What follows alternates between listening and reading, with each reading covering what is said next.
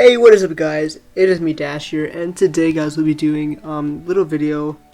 So basically we'll be talking about my top 10 fonts of 2019. So yeah, I'm gonna be listing this down by the fonts that I use for the brush types and also the sans serif. So yeah, let's just jump right into it. So first of all, I have Third Rail. So Third Rail is actually a really good font. I prefer it for usually some banners, like if I want to do, if it's like for a vintage look, or not really vintage, but like a very grungy type of look. If it's, you know, for some type of banner or a logo, then I would use this. Honestly, I would use this for my main stuff. The second font is Brushstrike. Brushstrike is actually pretty cool as well. I really dig it. I think the thing that stands out is just like the slant, like the italics of it, or like how it is structured is really nice to the eye, because it's so like, it's like a really thin but thick. It's kind of like Third Rail, and it's a font that like you see a lot of people who have like a lot of style, especially in their banners, use. Like, I love this font and I use it basically for mainly my banners that I have. Like, I think I used it for my banner that I have on this channel. So yeah, I just overall love this, but I think I would honestly put this on top of Third Rail, but it's all good. I still use them both equally. After that is Against. Against is actually a really cool font. It's kind of a variation of Brushstrike and Third Rail in a way, because, like, you know, it's more of a thin font. It's not really bold. It's kind of, you know, what you would use for like an initial, or like a one letter logo. You know, it wouldn't be like a full title in a sense. It wouldn't be like something you'd use for a thumbnail, but it would just be used for logos. It would be minimized to logos, in my opinion.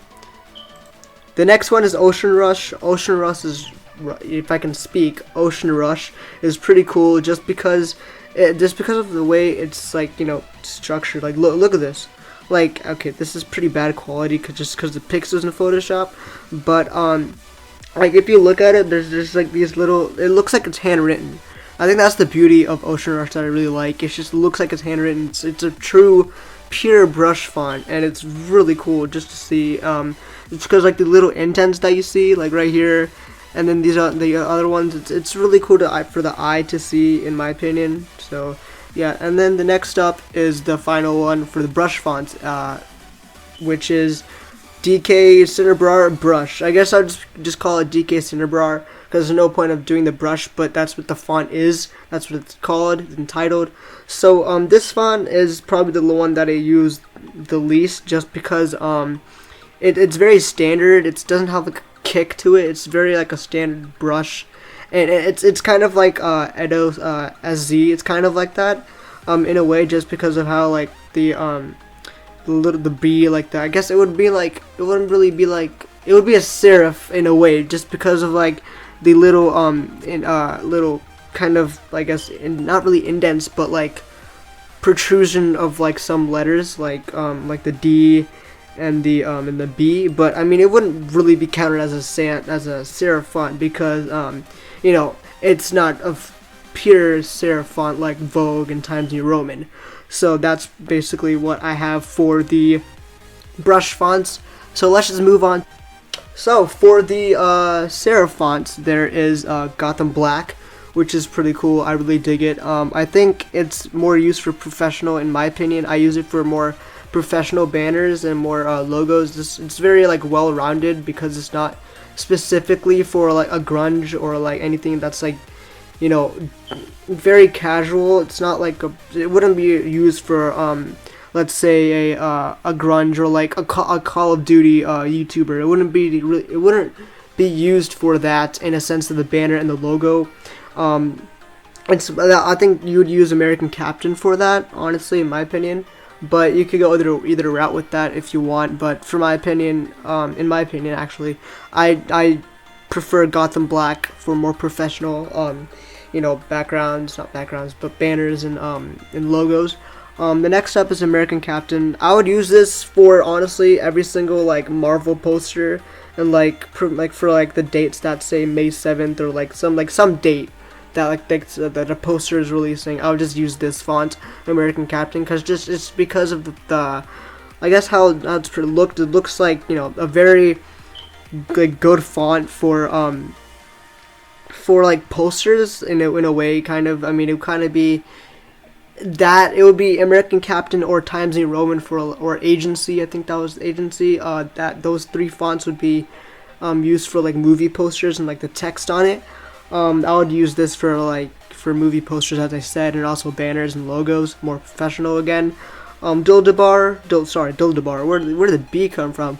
Duldolar is actually a really cool font. Very cool font. I really like it because it's as I said, I think this is gonna go on for all the fonts. It's just very professional and it's very minimal in how it looks. It doesn't try too hard, and I like the italicized script it has. It's really cool. I think one thing would be really cool to see on this one though would be kind of the little like protrusions, like in some fonts. I think especially in the